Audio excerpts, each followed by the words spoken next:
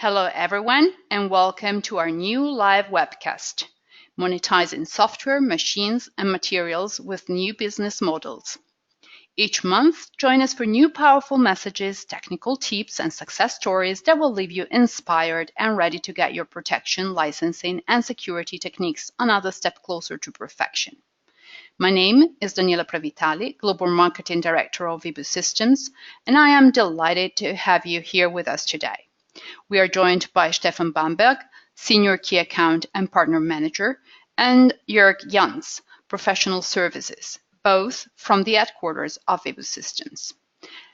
As consumers become more sophisticated and selective in their licensing preferences, it is incumbent upon the ISVs to be capable of deploying new business models that satisfy their customers, particularly in a highly competitive market. Pay-per-use licensing schemes build a high level of trust with customers, allowing them to pay on the go for the machine lease, the consumables, the raw material, or the software package they specifically requested at the time they really need it. Some housekeeping we need to take care of before we start. For everyone who's joining us today, I want to remind you that we will be reserving some time at the end of the session for Q&A, and I'd like to invite you to submit any question you have in the live chat box. This session is being recorded, and a link to the replay will be posted directly to you in a couple of days. And don't forget, stay with us throughout the live session for your chance to win an Amazon coupon worth €50. At the end of the webinar, a new tab in your browser with 3 simple quiz questions will show up. You can submit one choice for each multiple answer question. We will draw the winner from among those who reply correctly and notify them at the time of the replay announcement. Please also note that the winner is excluded from all subsequent prize draws of 2017. Without further ado, I'll pass things over to Stefan. The floor is yours. Yeah, thank you very much, Daniela. A very warm welcome from my side as well. I'm sitting here together with my colleague Jörg Jans, and we want to show you today new business models to monetize software, machines, and materials. First of all, we want to have a small look at the motivation, why someone uses such models. So there is the game between the independent software vendor, the ISV, who wants to amortize the investigation into the software development, and of course you want to make a profit out of that. But the customer asks us, which added values does I have for me? What does the software really delivers to me as a value? So if I, for example, use the software 3, 4, 5 times a year, why should I pay for the whole license? And it's very a good idea. That I want to pay only for the usages that I want to do in a year, and that's the reason why we need new flexible license models. So first of all, we have the feature-on-demand model. So I only want to pay for the functionality I use for a program. So I buy the basic program, for example, and I want to have some additional functionalities, and I'm willing to pay for these functionalities, but only for these functionalities. Then we have subscription models. So I pay only as long as the service is really used. This comes up with cloud services or software as a service devices and services. So that's the reason why I want to pay only for the time I used it, for example, half a year or a full year. And that's the reason why I only want to pay for this. And we have maintenance contracts. So there's an annual fee to that I have to pay as a user, and I can get all the updates or upgrades for software as long as I pay for my maintenance contract. And this leads to the fact that I pay just a yearly fee, but I can get all the software that is released within this period. And last but not least, and that's the reason why we are here today, there's the pay-per-use approach. So I only want to pay for what I really use in the software or as a material for the software. The usage-based license model allows the end user to get a taste of the offer for a lower upfront cost. So I pay only for the usages, and that's of course much more less than for the whole software. So there's the one-time fee versus the consumption fee, and I want to pay only for the consumption as a user. And in the B2B business, customers are more likely to have access to limited but recurring budgets, the operational expenditures, rather than high one-time invests, the capital expenditure. So you get easier into a B2B market than with a high upfront invest. Pay-per-use can bring you an additional revenue for consumables. So we will see that later in some examples. And of course, if you have a really good software and the customers rely on the software, the permanent income can exceed the income generated by one-time sales by far. So over the time, there's a chance that you get more money with a pay-per-use model than with a one-time invest. So what scenarios do we have in mind when we talk about pay-per-use applications? So I'd like to welcome you to the webinar as well.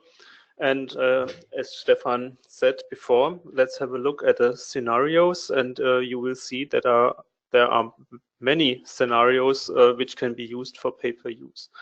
The first case we want to look at is the classical billing for a software. So there are different approaches. You can say every time my application is started, the pay-per-use will be bill one amount, one counter.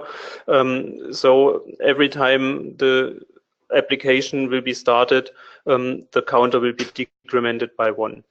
Another approach is to say I have special functionalities and I only bill those calls for this functionality. So if you have special calculation routines or export or import functionality, you can say every time the user calls this function, I decrement the counter 1 time, and with this he pays only for the times he uses these functions. Another approach is to say I give demo versions for free. You can download it from the internet, and then you can use it a different amount of times. You can start it a different amount of times. So, and the third approach is to bill for time-based functionalities. So you say my user can use this software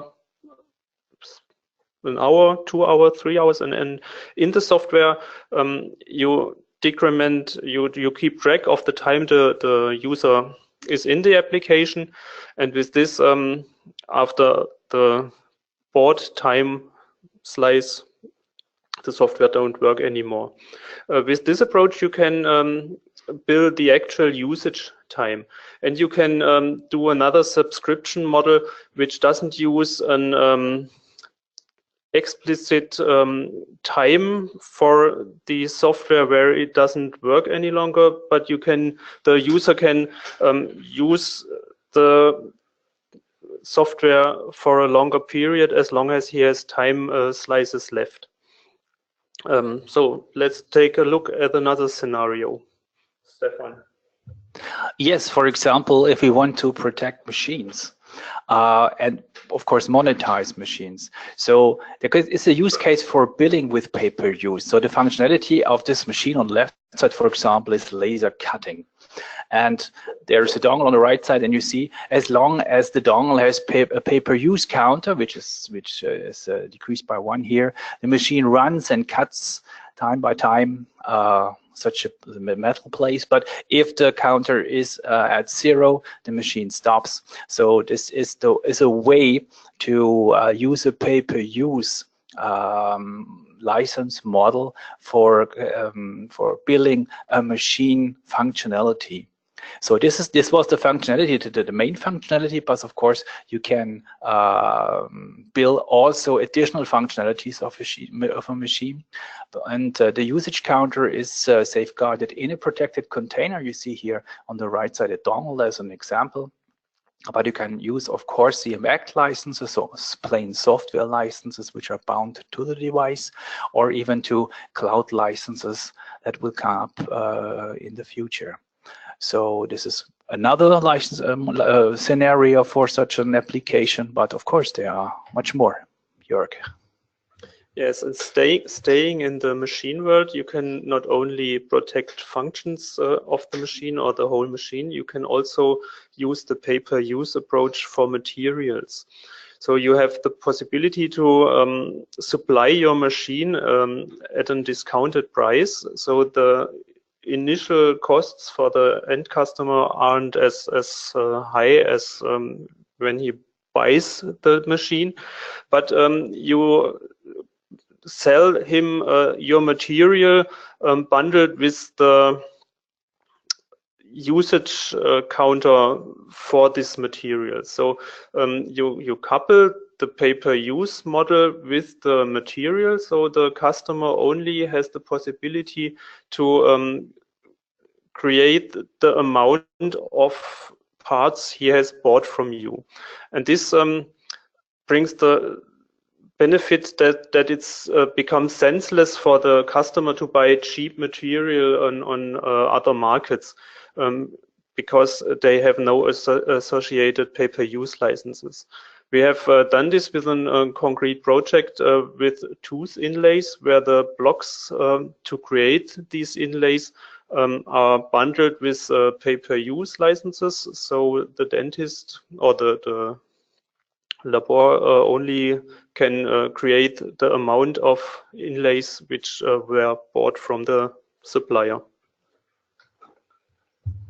Yeah, and another way to use pay-per-use licensing is a protection against product counterfeiting. So we had a project, it's called Pro Protect, where we have a special use case in the textile industry. So if customers have an embroidery machine that is able to embroider, for example, caps with logos, then they got their orders from companies, from large companies like Puma, Adidas, to produce such caps with this logo. But of course, this logo has to be protected, and also the amount of caps that can be embroidered with the machine can be limited with a pay-per-use counter.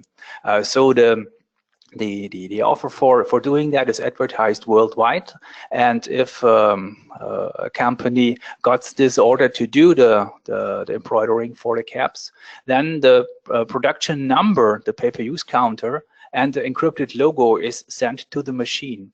And this can be done online or offline worldwide. So there's a secure element, a dongle in the machine, and this dongle also stores the pay-per-use counter, and it stores the encrypted logo. It is only possible to create the caps and the logo on the caps as long as the pay-per-use counter has a valid value greater than 0. So it is not possible to make any night shifts making additional caps without the knowledge of the company that gives the order. And it is also possible to transfer the licenses 24/7 worldwide, because this is a electronic distribution system that can be used to fill up the pay-per-use counter and to send the encrypted logo to the machine. And of course, additive manufacturing is another sector where someone can use the pay-per-use for protecting counterfeiting, because you have 3D printers, and a lot of people have printing plans for special things like knobs or figures or anything else, and they want to make sure that only that they were paid for any usage of such a printing plan. And this is the idea to again use a secure element that has the pay-per-use counter in it, and to give someone the availability to, for example, print 10 times such a thing, and this can be done with the pay-per-use as well. So another scenario for pay-per-use licensing are emergency licenses, which use pay-per-use. So the customer buys his license, and alongside with this license, he gets emergency licenses. There are different possibilities. One is an individual emergency license, which has exactly the same functionality as the board base license. Another approach is to say, I give you for emergency cases the full functionality of my software, so you can use everything, but only for a limited time. So the emergency license can only be used under restricted conditions. The base license is broken or not valid any longer because someone forgot to prolong the license or renew the license. And in this case, the emergency license can be used, and it will be billed as long as the customer uses this emergency license. In this period, the regular license can be renewed with the regular process. Okay, but how to bill now such usage counted? The one possibility is to make it in a prepaid way. So the end user pays the usage, the usage units in advance. So the unit counter is filled up with a special amount of usage counts that the customer wants to have. Here in this example for 6. So he pays for the 6. His dongle, for example, is charged with 6 units, and then he can use, for example, the software, or he can use additional material exactly 6 times. And the usage counter is set in the license in advance. So when you create your license and deliver it to the customer, then it includes the new usage counts, and it is later counted down in the software. For example, if you have a special functionality, an export function or a printing function, then every time this function is done, you decrease the counter in the license by 1. For example, there's a recharge or an increase possible at any time. You can do that online or offline via a license update. So if the counter runs to 0, the end user is able to fill up his counter in an online way, which is very smart. Or it's even possible to do that in an offline way. If we talk about industry devices, normally these devices are not yet connected to the internet, even if we talk about Industry 4.0, but there's a need to do that also offline, and this is possible. And the other way to bill the pay-per-use units is the consumption-related billing.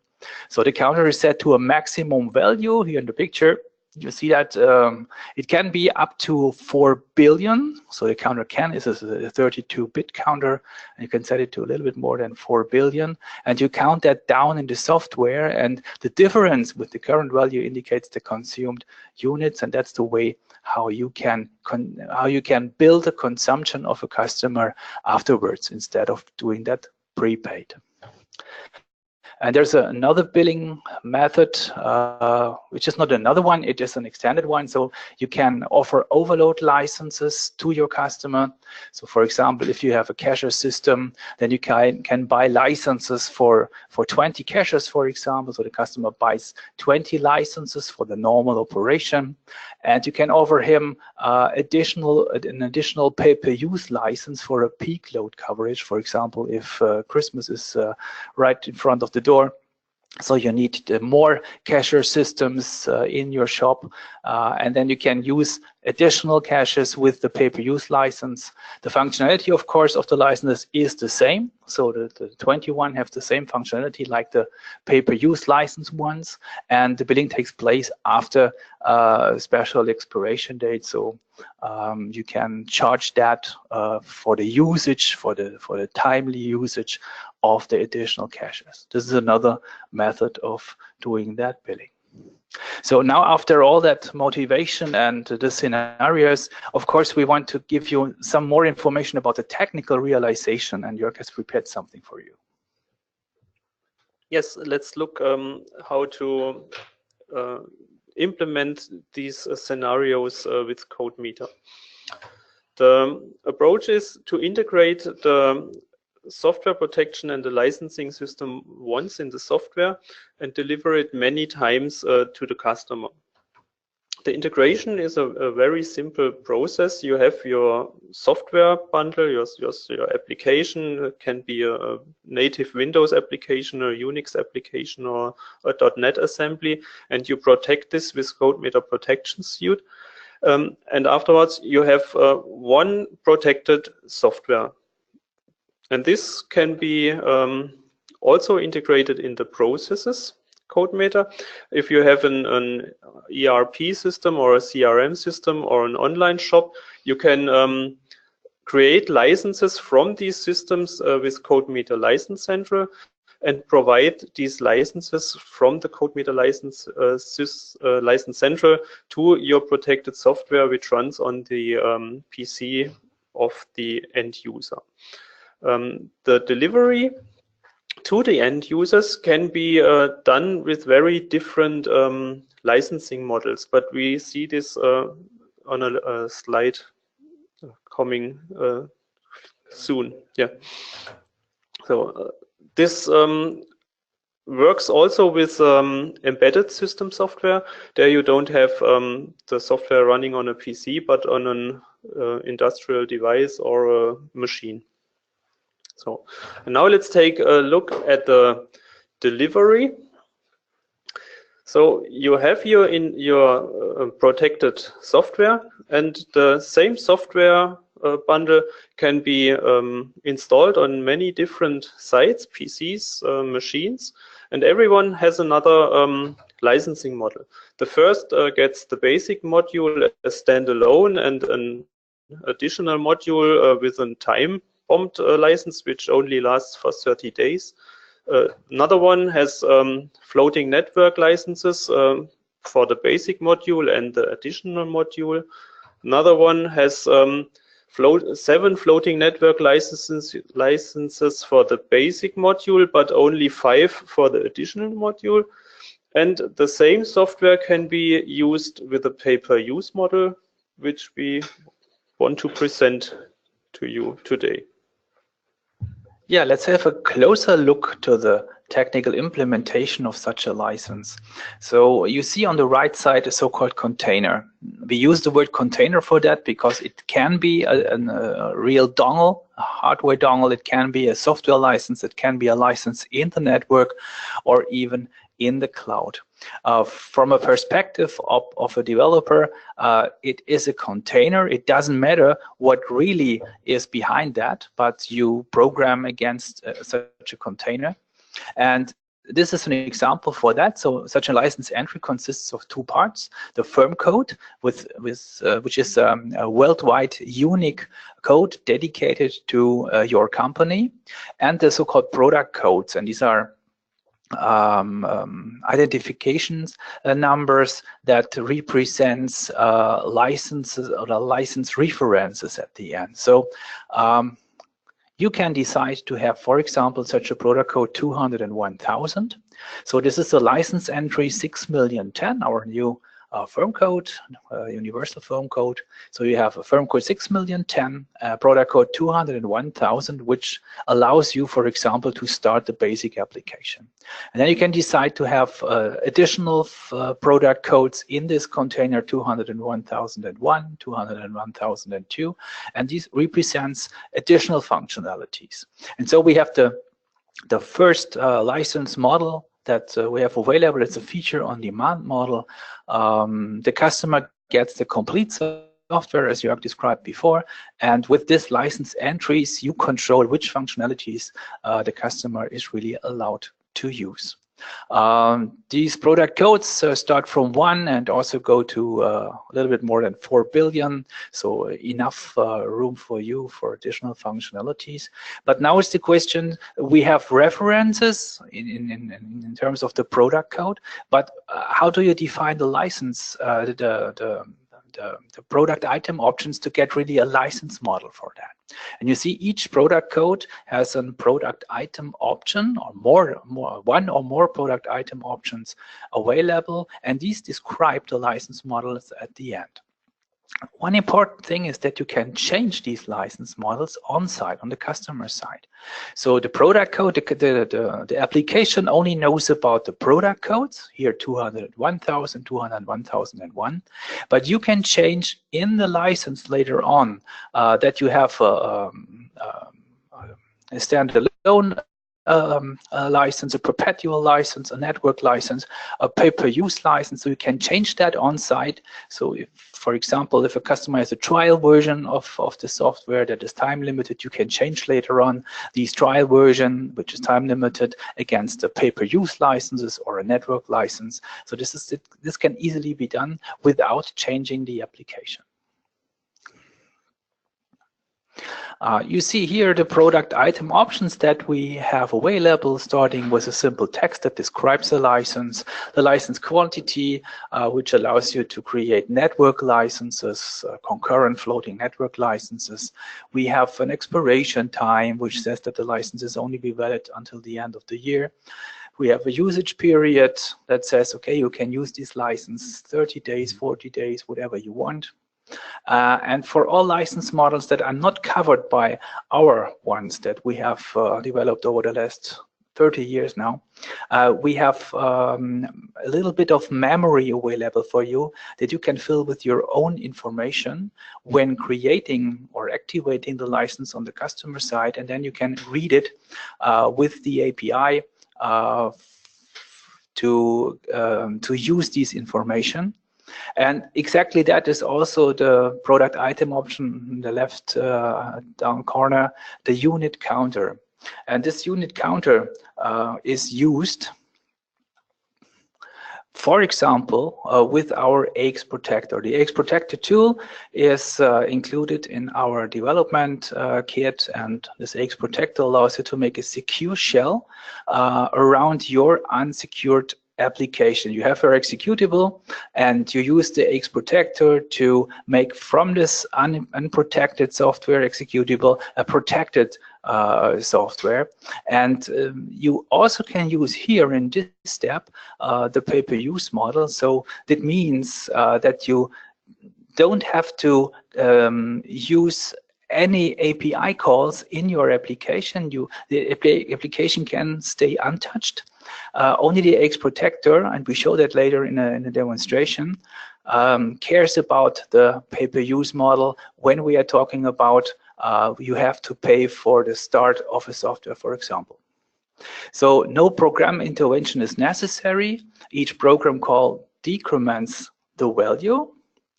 The definition of a warning message is also possible. You see that in the picture on the right side. And in addition to the automatic way to use a pay-per-use model with the AX Protector, you can only use our WUPI interface in combination with the AX Protector, where you can really decrease the counter within your software. And Jörg, this is the great moment to go to our demonstration where we want to show live how this really works. Yes, thank you, Stefan. We prepared for this webinar a small application, which is a .NET assembly, which just uses the time-based pay-per-use model and an action-based pay-per-use model.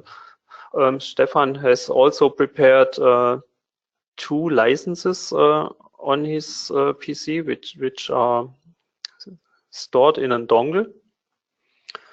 You see, we have the firm code 6.010 and the product code 1000 for pay-per-use action-based, and the product code 2000 for pay-per-use time-based. And both licenses contain 10 unit counters at this moment. So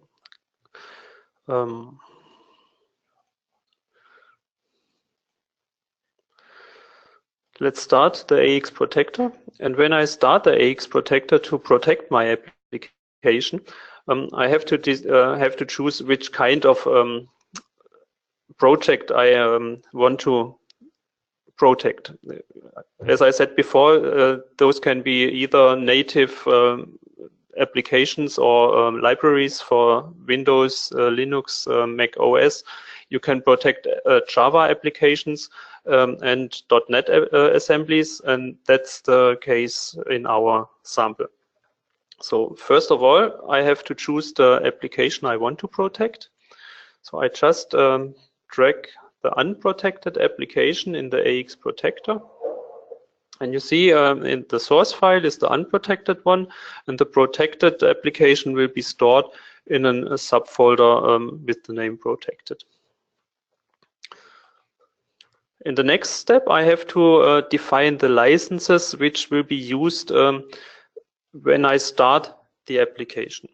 So there I take the product code 2000, the time-based application, the time-based unit counter, and I have the license option normal user limit. This means every time the application is started, the license will be blocked for other usages, and every time on every start, it will be decremented by 1. So on the next page, we have the runtime settings, and these runtime settings will be used for the time-based pay-per-use model. I go away from the 30 seconds because it's a very long time to look at the slide for 30 seconds or for an application, so go down to 10. You can also define how often a failure will be ignored. So if somebody pulls the dongle by accident, he has 30 seconds time to replug it in the computer without the application being terminated. And then I have to say, at every runtime check, the unit counter should be decremented also. And there's the setting for the warning window. I go down to 2. Expiration time doesn't matter in this test case. So if the unit counter goes down to 2, AX protector will automatically show a dialog to the user to remind him to buy new units. Here you can define for the protection some security options. Doesn't matter for this scenario. You have obfuscation and anti-debug schemas. The error messages which are shown can be individually designed or overwritten with a special user message library which you can write and integrate it in the AX protector. For our case, we just use the inline messages. Some .NET options, and then we have one special setting, the IX protector or the WIBU. In this case, I have to activate this option because I want to use internally this WIBU functionality to decrease the counter if I use an action. If you just want to use the AX protector as a protection suite and say he should decrement time-based, you don't have to do this. And to have the possibility to use this action defined pay-per-use model, I have to add another licensing list. In this case, with the product code 1000, the same firm code, but instead of the normal user limit, which blocks the license, I say no user limit. So the license must just be there, but if I access it, it won't be blocked for other users. But that's okay, because I just want to decrement it every time I use it, so I don't have to block it.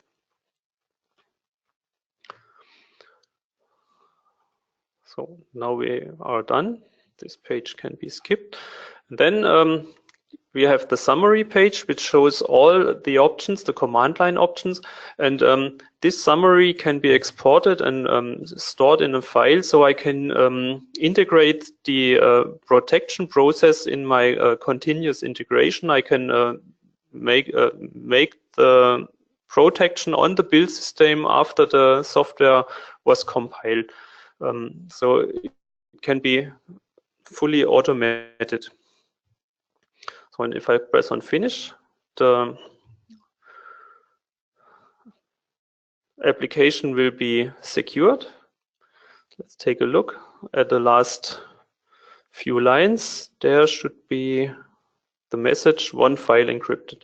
So now let's have a look in our protected folder. There we have the protected pay-per-use application. And if I start this, AX Protector will check for the license. And you see in the time-based, it was automatically decreased from 9 to 10, from 10 to 9, because of the start of the application. And if we wait 10 seconds, you see it's down to 8.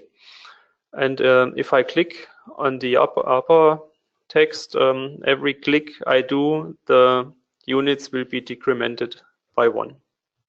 So that's the way how to protect an application very easily and implement a time-based pay-per-use model. So let's go back to the slides. If you say, I don't have the need to protect my application with the AX Protector and the protection suite, you can also use the CodeMeter Core API to access the license and implement the pay-per-use model with the Core API. For this, you have also to access the license with the firm code and the product code. You see this with CM API, CM access 2. And if this succeeds, if you have a valid license, CodeMeter gives you a handle to this license, and with this handle you can do additional operations. For example, you can check if this is really a license with the unit counter.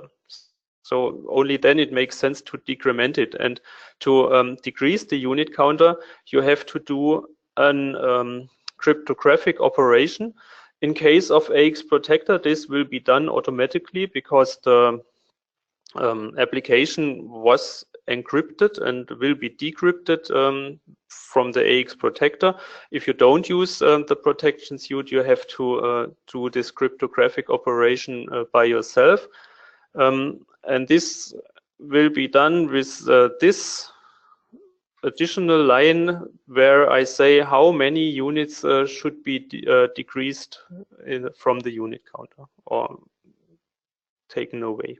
So it looks a little bit more complicated, and I have to say that the WUPI part with the AX Protector is much more easy to encrypt application and use time-based units.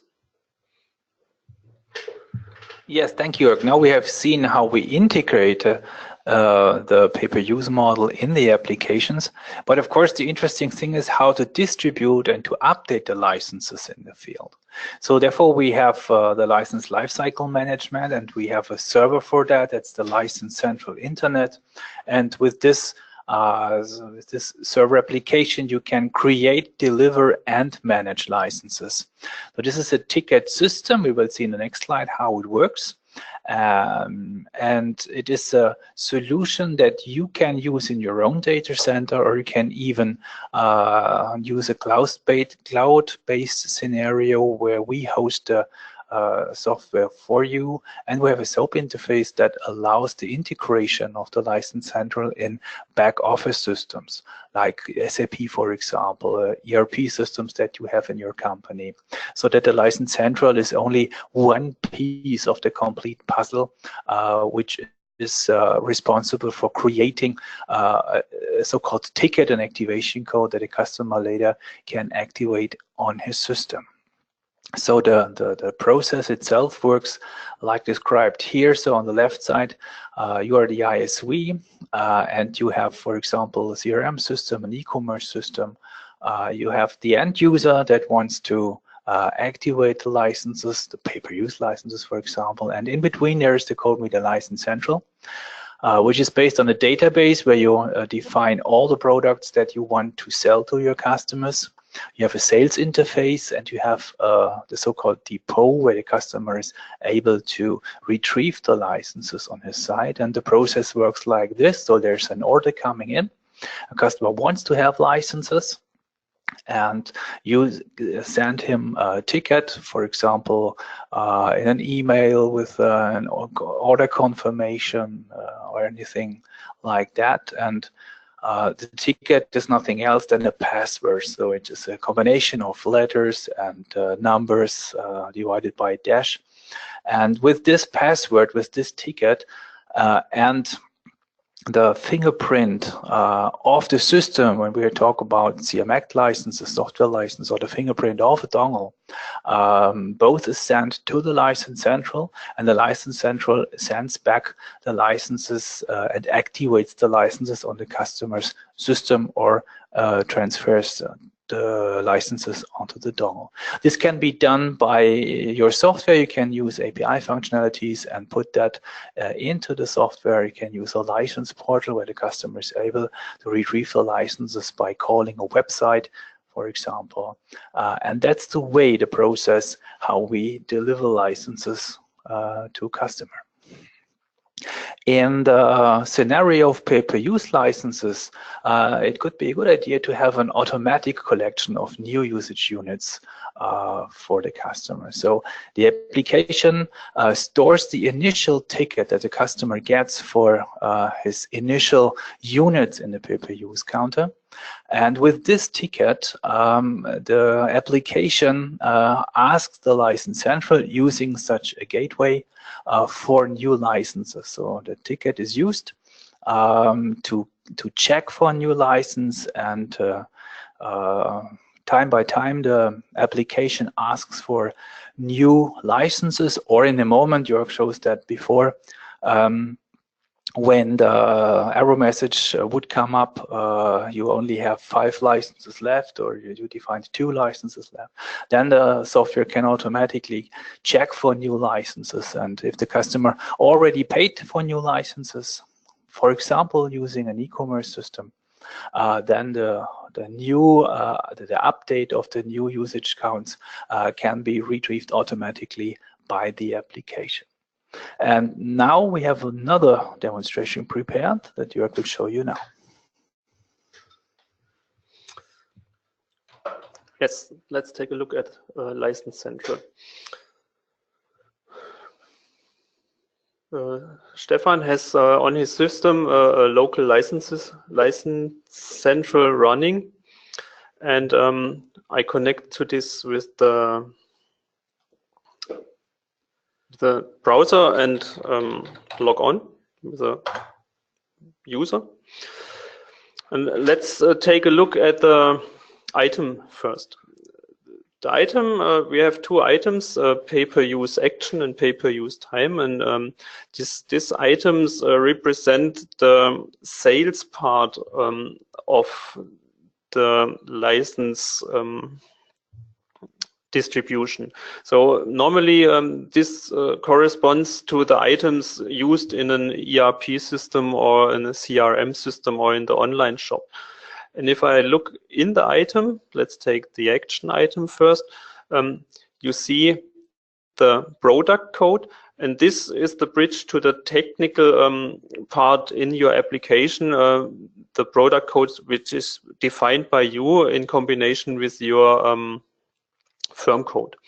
You see, this license has a container type, so I have to define where can I store the license, and it has the product code, and with this we have this combination firm code and product code.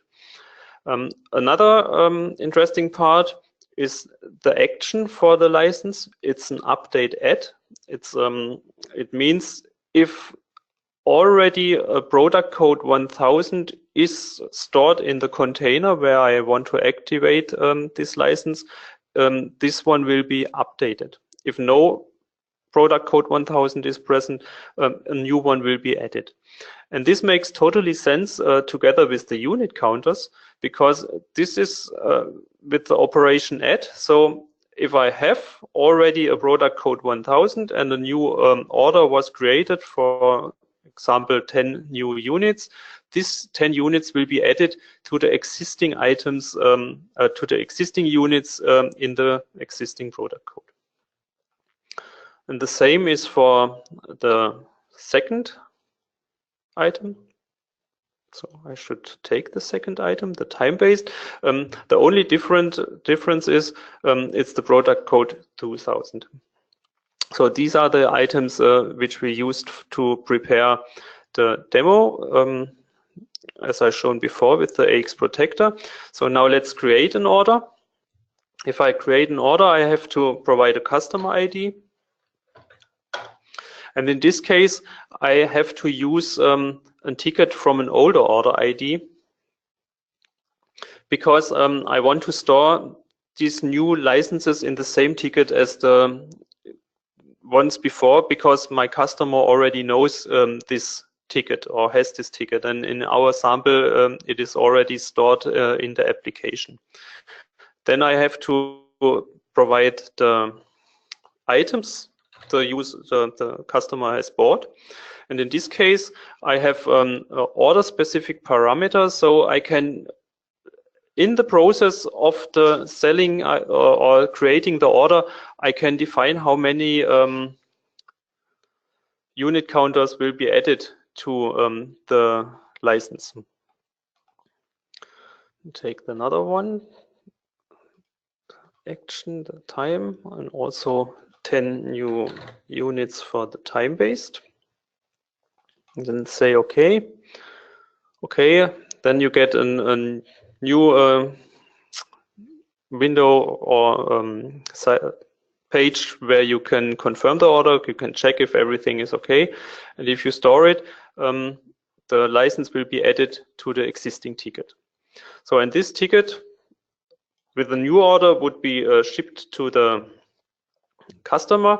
In this case, he knows the procedure. He can go to the web depot.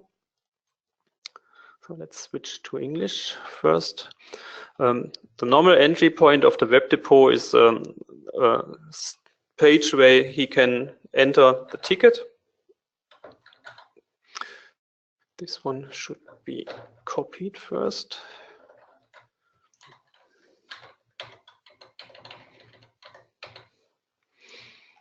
And on the next page, I see all the available licenses, and I see in the status there are available licenses, also with the operation activate licenses. And if I click on this button, I can select the licenses I want to activate. I can select the container where I want to store these licenses. And if I click on the function activate selected licenses now, all the operations which Stefan has described in the process of activating are done. The fingerprint of the container will be created. It will be uploaded to the license central. The license central processes this fingerprint and creates a license update file. This will be downloaded on the PC, imported in the container, and last, a receipt is created and sent to the license central. So there is also the status, the license is in the container at the end. So, and if I look in the container now, we should see that there are new values. We left the application with 6 and 5, and now we have 10 new units in every container. So let's start our demo application. In this case, I don't use the protected one. I have another one which uses the core API, but does the same functionality. The lower pane is for time-based. Every 10 seconds it will be decremented, and the upper pane is for a click action-based. So every time I click, it will be decremented.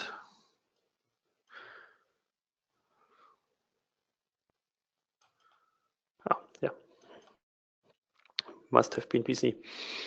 So, and this is the way, one way to get new units for a pay-per-use model. The other way is, let's go back to the License Central and create a new order. I take this, the last one as a template, so I just have to make sure I use the old order. In fact, it mustn't be the original order. It must be one order in the chain of all connected orders. So I can use the last one in this case. Again, 10 units per license. And now I can show you how to do this in your software. There's a button check for new units, and I don't use the web depot now, but I use the gateways. The gateways do the same thing. Ask License Central with the ticket ID, are there any new units, any new licenses in the ticket? And if the License Central says yes, all the steps will be done, but with no graphical interface, just in the background. And you see, now I have 16 units in the time-based and 22 in the action-based. So the 10 additional licenses were activated in the background from the application. That was the demo for the License Central. Yeah, so let's go back to the presentation.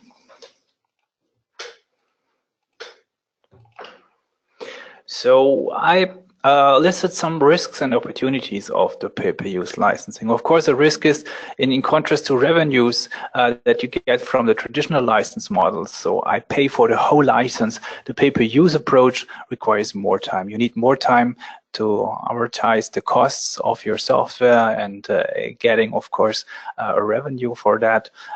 So it can only be done with high quality approaches of software, because if the customer is satisfied with the software, he will use it for a long time, and that means that he generates revenue with using a pay-per-use license model. And as I said before, it is possible to generate a higher revenue over the whole product life cycle. It's similar to the freemium software, where you give the software away for free, and the customers pay for additional functionalities in games, for example, for lives, for additional tools that they want to have. So that makes sense here as well. You get a wider customer base because the entry cost level for the software is much more lower. You have a low entry threshold. And of course, you have a higher flexibility in offering licenses. You see that we have emergency licenses, we have overload licenses that you can offer to a customer. That is the demand of a customer, especially in the industrial field, that you offer such license models for him as well. And of course, as we have seen before, you can bill consumables, and the pay-per-use model is perfectly for that. So to summarize that, the pay-per-use licensing with CodeMeter, it can be easily implemented with the existing functionality of CodeMeter. So if you have an SDK, you already have everything in the hand to use pay-per-use models. These licensing models can be used in the same way for software, for the embedded devices, for materials, and as we have seen, for IP protection as well. It supports prepaid and consumption billing. And it is possible to recharge or to increase usage units, as you have showed before. And it can be done offline or online via the code meter license central mechanism. So we showed the online way, which is a very smart way of doing that. Of course, you can do that offline as well. The Web Depot is able to do that offline. You generate the fingerprint on the system. This is just a file that you send up to the server using a machine that has internet connection. You get back an update file that includes the licenses, which is encrypted, which is signed, and you bring that to the device that is not online, and you can activate these update file on the local machine without any need for an internet connection. And it is possible to integrate the license central for distributing the licenses and for distributing the updates to existing back office systems and online shops. And that's what we want to show you today to get a better impression about the possibilities with pay-per-use licenses. Thank you for your time. Do we have any questions? We have any questions? Okay. There was the question if it is only possible to decrease the unit counter only by 1 every time you call it, but that's not the case. You can define the amount of units you want to subtract from the existing unit counter. So you can give the functionality different values. So you can say, okay, the printing costs 3 units, the export of data costs 5 units, and it's up to you how many units you decrement from the existing unit counter. So it's not only 1 with every call. Another question was the possibility how to bill consumption-based pay-per-use models. Do you have any clue here, Stefan? Yes. So since the container knows about the unit counts that are remaining in the container, it is possible to send the so-called fingerprint of that container back to your service. And the fingerprint also contains the current status of the pay-per-use counter, so that you can see how many units are really used in the meantime. So it is possible to do that with the fingerprint file for that. And there is still another question, is that possible to use pay-per-use models in addition to other product item options? So that means that you have a pay-per-use model that is limited until the end of the year. Yes, this is possible. You can combine the product item options of a product code in any way you want. So that's all for today. If you have any other questions, on the first slide you will find our contact email addresses. So if you want to have additional information, if you want to know more about the pay-per-use models, if you have questions, please feel free to contact us. For today, I want to say goodbye and thank you very much for your time, and hope to have you back in one of our next webinars. Thank you very much from my side. Yes, and thank you very much from my side as well.